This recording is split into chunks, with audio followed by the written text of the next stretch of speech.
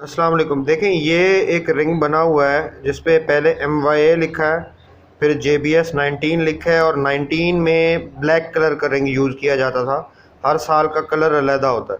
और JBS 19 लिखने का मकसद ये है पता चल सके कि ये किस ईयर का रिंग है, और साथ ही साथ ये इसका यूनिक कोड है।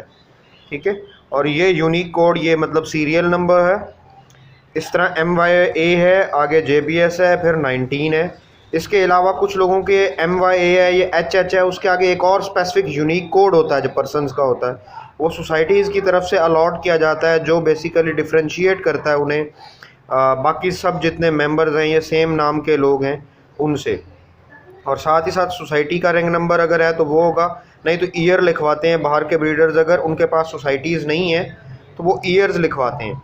और ईयर इसलिए लिखवाते हैं ताकि पता चल सके कि ये किस ईयर का बर्ड है। अगर हमने उस पर मोबाइल नंबर लिखवाना है तो उसे ये नहीं पता चलेगा कि ये किस ईयर का बर्ड है या नहीं है।